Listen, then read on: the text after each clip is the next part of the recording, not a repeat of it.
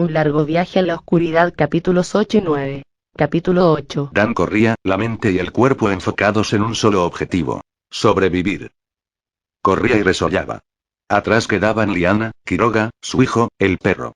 Tropezando en la oscuridad, Dan se limitaba a huir de aquellas grotescas y numerosas criaturas, temeroso de que alguna le cayera desde el techo y lo envolviera con sus largos y poderosos tentáculos. Tropezó por enésima vez y cayó. Uno de los tubos del lanzallamas lo golpeó en la nuca y comenzó a ver destellos de dolor delante de su campo de visión. Quiroga había desaparecido en las fauces de una de esas cosas, y con él se había extinguido cualquier indicio de luz. No obstante, Dan pensaba que podría abrirse paso rumbo a las escaleras si se guiaba por las paredes del corredor, con ayuda de las manos. Se sujetó a una de las rocas y se volvió a parar. No debía estar muy lejos de las escaleras, aunque sabía que en la oscuridad era muy fácil perder el sentido de las distancias. Comenzó a correr otra vez. Había extendido la mano izquierda para guiarse. Sus dedos estaban en permanente contacto con la pared de la mina, por lo que al cabo de un tiempo comenzaron a despellejarse y a sangrar. Tanteó un saliente en la roca y trató de esquivarlo, aunque uno de los tubos del lanzallamas golpeó algo sólido. Volvió a detenerse, esta vez para quitarse el artefacto de encima.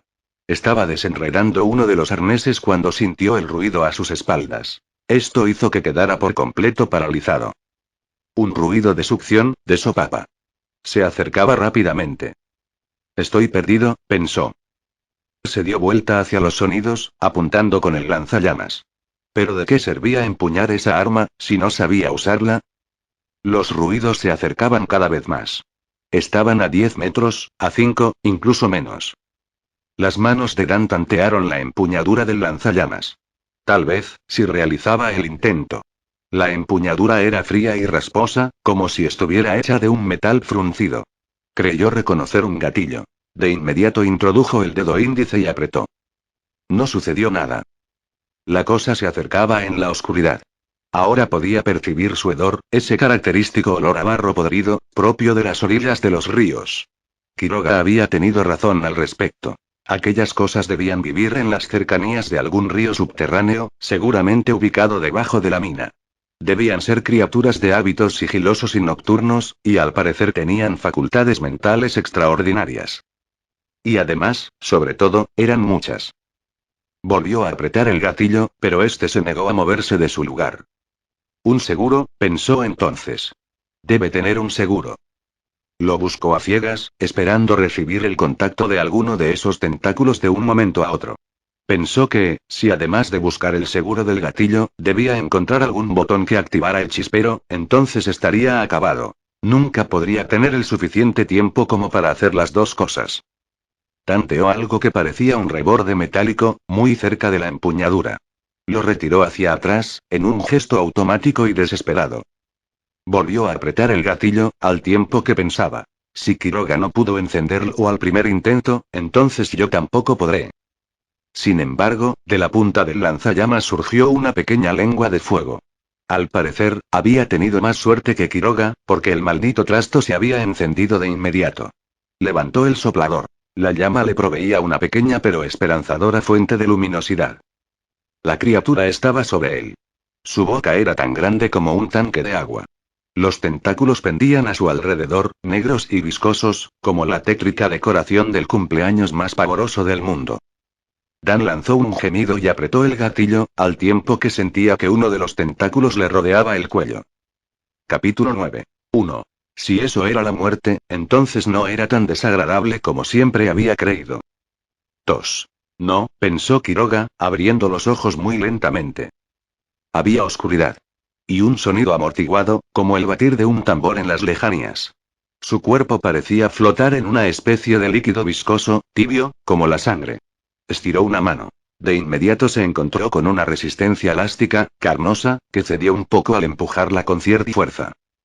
No, insistió. Si esto es la muerte, no es para nada algo espantoso. 3. Sin embargo, durante mucho tiempo, sobre todo en los meses posteriores a la desaparición de Lucas, había deseado la muerte con toda la intensidad posible. Al punto de haber intentado el suicidio. En ese entonces él se dedicaba a experimentar con las drogas. Cualquiera, la que cayera en sus manos. Anfetaminas, ácidos, derivados del opio y productos de laboratorio, cocaína, heroína. Todas esas mierdas le producían distintos estados de ánimo, cada uno de ellos perfectamente identificables entre sí. Depresión, euforía, placidez, inseguridad, paranoia, beneplácito. Sin embargo, ninguna de aquellas sustancias le permitió jamás encontrar lo que tanto deseaba: el olvido. Olvido por su hijo. Olvido por aquella noche de pesadilla, acontecida en el verano del 2007, que en un abrir y cerrar de ojos había acabado con sus sueños, sus proyectos, su misma voluntad de vivir, hasta terminar transformándolo en un despojo de carne y hueso, del cual las personas huían a su paso. Olvido. O, lo que era lo mismo: oscuridad. 4. Volvió a empujar la pared carnosa con sus manos. Nada. Era elástica pero resistente, cedía hasta un cierto punto pero luego regresaba a su posición inicial. Hizo el intento una y otra vez, con idénticos resultados. Estaba comenzando a sentirse claustrofóbico. Su cuerpo se removía inquieto y sus brazos y piernas buscaban romper aquella especie de horrorosa placenta que lo apresaba, pero cualquier esfuerzo terminaba siendo inútil. Estoy dentro de la cosa, pensó entonces. Dentro de la criatura. Era una idea aterradora, repulsiva, pero supo que también era la realidad. Trató de recuperar lo último que recordaba antes de que lo envolviera la oscuridad. El pataleo de Cuco, la aparición de las demás criaturas, el intento de Dan por encender el lanzallamas. Nada de eso le aportó una pista nueva ni le aclaró sus ideas de cómo había llegado allí, cómo era que había terminado dentro de las tripas de una criatura que parecía surgida de algún demencial e inaudito inframundo. Aunque, por otro lado, era fácil inferirlo. La cosa se lo había tragado. Así de simple. Como la ballena había tragado a Jonás en el famoso relato bíblico. Parecía una locura, la clase de historia que hace que los demás observen al narrador de reojo mientras la cuenta, pero bastaba extender una mano para darse cuenta de ello. Y el líquido en que se encontraba sumergido, si bien podía resultar cualquier cosa, se asemejaba demasiado al que había salido de la criatura muerta, que él, en los niveles superiores de la mina, había destripado con su cuchillo. Viscoso, denso, muy similar al aceite puro, o quizás. Un momento, pensó aturdido. Aguarden un maldito momento. Cada idea que se le ocurría parecía peor que la anterior. ¿Por qué no dejaba de pensar? ¿Por qué no dejaba llevarse por la oscuridad que durante tanto tiempo había deseado? Sin embargo, una vez instalada dentro de su mente, la pregunta lo torturó y se negó a abandonarlo. Y es que era tan horrible que daban ganas de olvidarse de todo y cerrar los ojos, como hacía Lucas cuando alguna película lo asustaba demasiado. Si él estaba sumergido en ese líquido, ¿cómo era que podía respirar? Tal vez, después de todo, estaba muerto. Tal vez el lugar en que se encontraba era el infierno. Nada de fuegos ni gritos, nada de millones de almas en pena y un diablo rojo pinchando los traseros. Solo ese oscuro recinto carnoso, estrecho, inundado en un líquido oleoso y sin la posibilidad de escapar jamás. Sonaba mucho peor que la tradicional imagen del infierno cristiano. Ni siquiera el más sádico de los demonios hubiese imaginado un castigo más horrible. Pero no, sabía que no estaba muerto. Eso no era la muerte. De hecho, tenía la convicción de que detrás de la muerte no había nada, solo un inmenso vacío, en el cual ni la consciencia ni la memoria tenían lugar. No, no estaba muerto. Por desquiciante que resultara la idea, se encontraba dentro de una de esas criaturas, totalmente sumergido en sus líquidos internos. Y sin embargo, de alguna manera podía respirar. La pregunta era, ¿cómo? Se llevó una mano a la boca, quizás para cerciorarse de que realmente su cabeza se encontraba sumergida en algún líquido. Entonces tocó algo extraño, algo que no era su boca, pero sin embargo salía de ella. Mi lengua, fue lo primero que pensó, no muy coherentemente. Se me ha hinchado. Quizás me la mordí sin darme cuenta, mientras la mantarraya me tragaba entero. Rodeó aquella cosa extraña con sus dedos. No debía medir más de 5 centímetros de diámetro, pero sin embargo era larga y sobresalía de su boca 20, 40, 80 centímetros y seguía. Era flexible y de consistencia blanda, pulposa. Como una especie de cable, aunque esa no era la mejor comparación que le venía a la mente.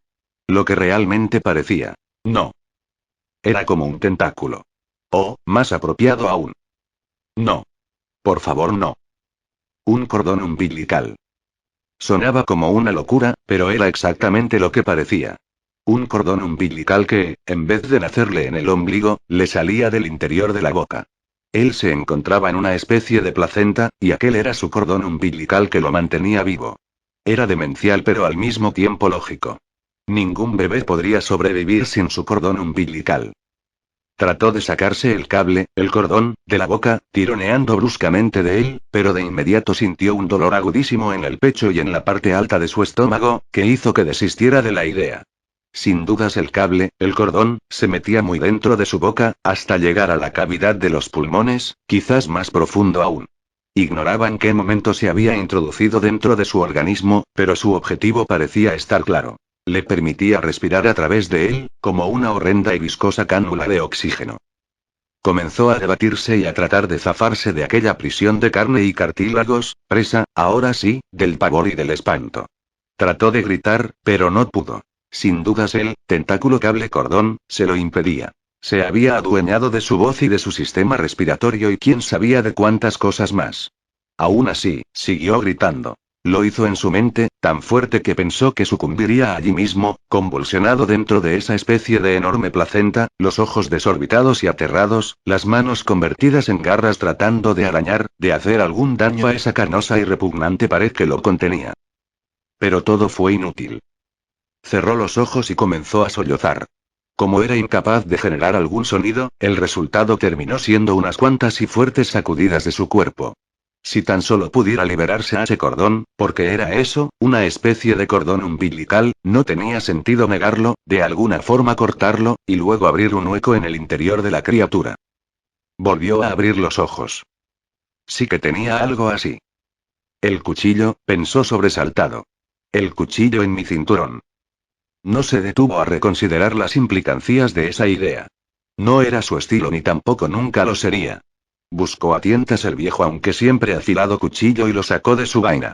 Su hoja medía unos 20 centímetros de largo y sabía que podía hacer mucho daño. Había rematado a muchos ciervos y jabalíes con él, durante sus solitarias jornadas de caza. Lo empuñó con fuerza y esto hizo que de inmediato se sintiera un poco mejor. Asió el cordón con su mano izquierda y se preparó para cortarlo de un solo tajo, como quien corta un espárrago o un pepinillo. Prepárate, hija de puta, pensó. Pero entonces, antes de que pudiera hacerlo, escuchó la voz, retumbante y autoritaria dentro de su cabeza. No lo hagas. Morirás de inmediato si lo haces. Casi soltó el cuchillo por la sorpresa. La voz, si bien provenía de su cabeza, no parecía un pensamiento suyo, sino más bien como si se originara en una fuente externa. Más o menos como escuchar música a través de unos auriculares. Era una voz perentoria y al mismo tiempo con un cierto tonillo de autómata, como si estuviera acostumbrada a dar órdenes como esas. De inmediato Quiroga asoció esa voz con el cordón que tenía metido en el cuerpo, y si bien la idea parecía surgida de una de esas películas de ciencia ficción que él tanto despreciaba y aborrecía, la aceptó de inmediato porque tenía cierta lógica. Y luego, fiel a su estilo, sin pensar mucho en las implicancias, Quiroga le respondió con sus propios pensamientos. No me interesa morir. Prefiero morir antes de permanecer dentro de tus asquerosos intestinos. Cortaré el cordón, quieras o no, y espero que mueras conmigo. No lo harás. No te dejaré hacerlo. Yo tampoco quiero tenerte dentro mío, pero es mi obligación. Sugiero que te tranquilices y no te muevas. Quiroga apretó el mango del cuchillo aún más, hasta que sintió que sus dedos aullaban de dolor.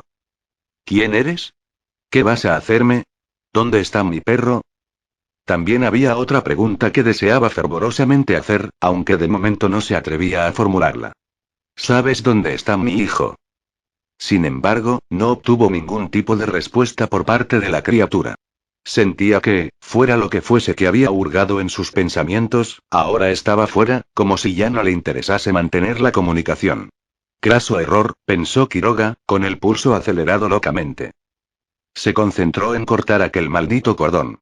Comenzó a acercar el cuchillo y entonces sintió que su mano se aflojaba, que perdía capacidad para poder controlarla. No. Intentó volver a levantar la mano, acercar el cuchillo al cordón que salía de su boca, pero era como si de repente se le hubiesen adormecido los miembros. De hecho, todo su cuerpo parecía paralizado. Cuando quiso estirar la pierna derecha para dar un puntapié al interior carnoso de la cosa, fue incapaz de hacerlo, lo mismo con la otra pierna. La criatura se había adueñado de su cuerpo. Ahora él ya no podía hacer nada. Aturdido, furioso, asustado, Quiroga comenzó a gritar dentro de su mente, a gritar y a aullar sin control, hasta que, lentamente, su agotada consciencia se desvaneció en una negrura profunda, aún más profunda que aquella en la que se encontraba inmerso. Continuará. Bueno, amigas y amigos. Después de haber escuchado estos 2 capítulos, ahora os dejo con la tercera y última parte de El gigante de la montaña más 3 historias. Espero que el vídeo sea de su agrado. Hasta el próximo vídeo. El gigante de las montañas, parte 3. No hice más que afrontar mi cruel destino, no intenté escapar ni mostrar angustia, los seguí sin siquiera agachar la mirada, a mi paso todas las familias salían de sus casas y me escupían en el rostro, algunos otros me hacían signos raros con las manos. Y así durante un trayecto de 50 metros, una fila de hombres negros, altos y con rasgos europeos me hacían vaya hacia una gran construcción rocosa en forma de pirámide, misma que estaba adornada con piedras hermosas y figuras del ídolo de las montañas, algunas de ellas talladas en madera, otras más en mármol y oro. Al ingresar a esta construcción de tipo templo piramidal, advertí que habían otros más esperando por mí, cubiertos con túnicas largas y capuchas, usaban máscaras de barro que hacían parecer a sus rostros estar hechos de piedra, todos ellos en formación triangular. Sentado en un trono alto y adornado de gemas, estaba quien presumía era Ramiro, un hombre con evidente exceso de peso, el único hombre obeso de todos los habitantes que había visto. A los pies del trono, se encontraba un maltrecho Bahía, atado de pies y manos, mientras que sus ojos se encontraban vendados. Se hizo un silencio sepulcral hasta que Ramiro habló. Con desagrado encuentro que gente como usted no entiende que lo único que queremos es vivir en paz. Gente como usted se alimenta del morbo ajeno para distraerse de las desgracias que ocurren justo debajo de sus narices. Hombres como el que yace a mis pies, es indigno de este suelo, es abono para esta tierra que necesita fortalecerse. Mire, la humanidad es inquilina de un lugar sumamente hermoso, del cual no ha tenido conciencia de que no le pertenece. Hace más de 4,530 millones de años este lugar fue visitado por viejas deidades, seres primigenios que se encargaron de abastecer a la tierra de todas estas bondades naturales, y entre todas estas riquezas de las que usted es testigo, nos encontramos nosotros. Nosotros somos el resultado de todos estos milagros, la vida nace del agua, los mares fueron creados por inspiración de estos seres. La vida nació de la vegetación formada por bondad pura de los dioses, de la tierra, de cualquier elemento que usted me nombre, nace la vida. Por lo tanto nosotros somos hijos de los primigenios, negarlos sería una blasfemia. Pero, ¿cómo hemos nosotros correspondido a este gran acto de amor? Destruyendo, querido señor, talando, deforestando, extinguiendo, evaporando. Ecocidio, señor. Y nuestros dioses son sabios, ellos han sabido reprendernos, nos han mandado temblores, tormentas, maremotos, erupciones volcánicas e inclusive pandemias, ¿hemos aprendido? No, señor, no hemos escuchado a la naturaleza, la seguimos masacrando, seguimos atentando contra nuestros padres, nuestros amados dioses. Es lamentable, señor, pero la realidad es esta. ¿Ha tenido oportunidad de explorar nuestras tierras, señor? Mire a nuestro alrededor, vea hambruna. Señor, no nos hemos enfermado en años, nuestra esperanza de vida es de 150 años. Tal vez le han contado ya historias acerca de mi ascenso al poder, no sé hasta qué punto le han relatado. Pero eso fue hace 50 años, ¿y parezco un hombre de 80 años? No, señor, me veo de 40. Así que el mensaje es claro, la tierra le dará lo que usted le ofrece. Nosotros le otorgamos vida, ella nos retribuye con vida. ¿Ahora es que entiende? Bien, es hora de mostrarle un poco de lo que vino a buscar. 3 hombres fornidos se dirigieron a una estrella de Azrael que estaba dibujada en el suelo, ahí fue que comenzaron a cavar. Esto ruido desesperaba a Bahía, que fue amordazado para callar un poco sus súplicas. Rápidamente los hombres cavaron cerca de 2 metros bajo tierra. Uno de los encapuchados se dirigió hacia Bahía y sobre una de sus manos, introdujo la misma semilla extraña que se le otorgó a Jonás, símbolo de penitencia. Si la soltaba era reprendido de forma brutal. Solo bastó un azote para que dejara de repetir la acción. Fue levantado por las axilas, y arrojado al hueco, cayó boca abajo. Escuchaba los sollozos de Bahía, se reventaba las cuerdas vocales intentando decir algo. Palazos cargados de tierra empezaban a caer sobre su espalda. Me sentí impotente, no podía hacer nada. Seguramente yo seguiría a Bahía. En poco tiempo la tierra marrón cubrió por completo al desgraciado hombre. Todos los encapuchados se acercaron e hicieron un círculo en torno del sacrificado bajo tierra. La estrella de Azrael ya no era visible, pero los fanáticos se acomodaban en torno a las débiles marcas aún existentes. Rezaban en un lenguaje tan antiguo como la creación de la tierra misma.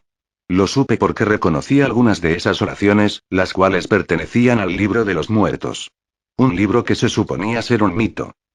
Bien, señor, ahora que usted ha sido testigo de nuestros ritos, debo a bien encomendar que siga su camino. El gigante de las montañas no desea su cuerpo en sacrificio, tiene otros planes para usted. Vaya de vuelta a su ciudad de origen y escriba el artículo que lo trajo aquí. Su suerte y la de los suyos ya están escritas. Así que por favor, regrese, y avise al mundo las buenas nuevas. Los dioses vienen a tomar lo que siempre les ha pertenecido. Con gran desconcierto fui llevado a rastras afuera del templo. No sabía qué estaba pasando, realmente de entre de todos mis posibles finales, este era el que menos contemplaba. Fui llevado como un prisionero fuera de la zona, caminé sin descanso por todo el bosque. La montaña era testigo de mis pasos, sentía su presencia, es algo que jamás podré explicar, pero la incomodidad que esa montaña generaba en mí, es algo que requiere tiempo y líneas para expresarlo. Me llevaron exactamente a donde había llegado, a los campos de maíz secos. Advertí que la casa de Jonás había sido quemada y la avioneta del piloto grasoso aún seguía ahí. Uno de los habitantes se encargó de pilotear la nave, mientras otro más se encargaba de que no me moviera ni hiciera nada extraño. Me dejaron en el aeropuerto de Bonegas. Una vez que aterrizaron, me aventaron sobre la pista así como a mis pertenencias. Personal del mediocre aeropuerto corrió en mi auxilio, solo pedí por una llamada telefónica. Hombres de mi editor se encargarían de devolverme a casa. El viaje a este lugar me ha dejado en claro muchas cosas. Existen cosas fuera de nuestras manos, cosas que escapan de nuestra voluntad. Vi morir a un hombre y dos más desaparecieron. Las autoridades de Bonegas no tienen deseos de entrar a esa zona, pues es considerada un lugar protegido constitucionalmente al ampararse en usos y costumbres del lugar, así que internarse en esa zona generaría un complicado proceso administrativo y burocrático, y al ser los muertos gente sin peso en la atmósfera regional, dejarían que el tiempo los entierre en el olvido. Canarias es un lugar olvidado por Dios. Por el Dios al que tú y yo rezamos. Pero protegido por otros seres. O cuando menos esa es la fe y creencia de sus habitantes. No comprendí muy bien cuál era la misión u objetivo que se me encomendó y por el cual se me perdonó la vida. Solo al empezar a escribir comprendí la necesidad de dar a conocer a los demás que aún estamos a tiempo, que lo que existe más allá de nuestra imaginación es tan real como lo que existe físicamente en tu espacio geográfico. He crecido leyendo muchos libros de ciencia ficción en los que se me vendían historias sin ningún otro fin más que el de entretener. Pero estos autores parecían no estar muy alejados de la realidad, tal vez ellos tenían conocimiento pleno de los primigenios, del dios pulpo que habita en las profundidades del mar Atlántico, o de las osamentas gigantes de Ulur-Kata-Juta, en fin. Pareciera que también ellos nos hubieran querido advertir. Estoy en el 39º piso del edificio en donde trabajo, en estos momentos solo yo me encuentro en el interior del mismo. El monitor de la pantalla ilumina mi rostro mientras estoy a un enter de publicar la historia. Afuera todo es locura y desesperación. Los residentes de Los Ángeles están siendo evacuados ante la amenaza de un maremoto con escala de 8,5 que azotará nuestras costas. Las posibilidades de supervivencia son mínimas. A ratos me asomo a la ventana y observo el cielo oscuro, los rayos descienden con fuerza sobre el mar, asemejando venografías que hacen al oleaje levantarse rabiosamente con un colérico estruendo. Para esto regresé. Este era el plan que el gigante de las montañas tenía para mí. Hacer llegar a ustedes el caos y la locura que han estado reservando para todos nosotros a través de millones de años. El acto de payaso. Ese día llegué un poco tarde a una cita con mi prima, que me llamó desde un día antes para que le ayudara con los preparativos de la fiesta de su hijo. Me retrasé tan solo 15 minutos, por más que toqué nadie me abrió. Pensé que estaría un poco enojada, porque se podía ver por el vitral de la puerta que alguien estaba sentado en el sillón de la sala, incluso vi que se levantó y caminó un par de veces, hasta que no regresó más. Un poco molesto también yo, le golpeé la puerta con más fuerza, cuando sentí una mano que me empujaba el hombro por detrás. ¿Qué haces? ¿Me vas a tumbar la puerta?, dijo mi prima. Pues es que nadie me abre, le contesté. Si no hay nadie, tonto, ¿quién esperas que te abra? Pues yo vi a alguien en el sillón. Ni empieces con tus bromas que ahora no tengo tiempo, mete las cosas, yo voy a recoger el pastel. Entré para dejar todo lo que me dio e ir avanzando, después de recibir sus instrucciones, de qué mover y a dónde comencé a jalar cosas, de pronto escuché un ruidito como de cascabeles de gato. Cuando me quedaba quieto, no oía nada, pero en cuanto movía algo, ahí estaba, y cuando ya no soporté más empecé a buscar si había un gato o un perro en algún lugar. Vi como una cortina se movía como si fuera gelatina. Apenas puse mi mano en ella para abrirla, un payaso salió detrás de ella dando un salto, y haciendo ademanes con las manos. Ah, pero qué. Pensando que era el entretenimiento para la fiesta, me senté a observar su acto. Me dio una jirafa que hizo con globos, apareció un conejo entre sus pantalones, era divertido. Estuve observándolo por más de media hora, hasta que se escuchó el auto de mi prima. Él agarró el foco encendido de una lámpara, no se apagaba aunque lo tuviera en la mano. Eso me extrañó un poco. Después lo puso en su boca, y al tragarlo podía verse el esqueleto a través de su ropa. En el justo momento en que la puerta hizo ruido, él dijo adiós con la mano, y se tiró un clavado a la pared. Me puse blanco al ver que simplemente se desvanecía. Eso no era parte de ningún acto, ni tampoco era un payaso de verdad. Por más bueno que fuera, no podría atravesar paredes. Tenía miedo de contárselo a mi prima, porque me diría que estaba loco, pero por el contrario, me confesó que hace tiempo lo veía, pero no se lo había dicho a nadie porque no se lo creerían. Sea como sea, es hora que en esa casa no me paro. No le temía a los payasos, pero desde ese día, tengo un poco más de precaución. El regalo de Eric. Eric recibió como regalo de cumpleaños un iPod, que después de mucho pedirlo, su padre había logrado comprarlo en el remate de una casa de empeño. Estaba prácticamente nuevo, con accesorios incluidos, ningún rayón, así que el chico lo recibió con gusto. Cuando todos se marcharon ya era tarde y él simplemente se fue a dormir. Habían pasado ya horas, cuando el iPod se encendió con el volumen máximo. Al menos así pudo comprobar que las bocinas externas tenían muy buena potencia. Él simplemente lo apagó para volver a dormir, pero en unos minutos se encendió de nuevo. Eran las 3 de la mañana, no había tiempo de revisar lo que sucedía, así que solo lo quitó de la base, pero para su sorpresa este se encendía de nuevo y aún sin bocinas, podía escucharse como una especie de canto, del cual no podía entender nada, pero lo dejó seguir. Las paredes del cuarto parecieron tomar vida, se movían como si respiraran, se convertían en una especie de plástico oscuro, el cual cientos de manos intentaban romper. Cuando al fin lo lograron, pasaron sus cuerpos entre las pequeñas aberturas, con posiciones extrañas, moviéndose como si les faltaran todos los huesos. El joven tomó el iPod y lo estrelló contra el piso. En el silencio, las extrañas apariciones se quedaron inmóviles un momento para después ser jaladas por una fuerza mayor a ellas, por el mismo lugar de donde habían salido.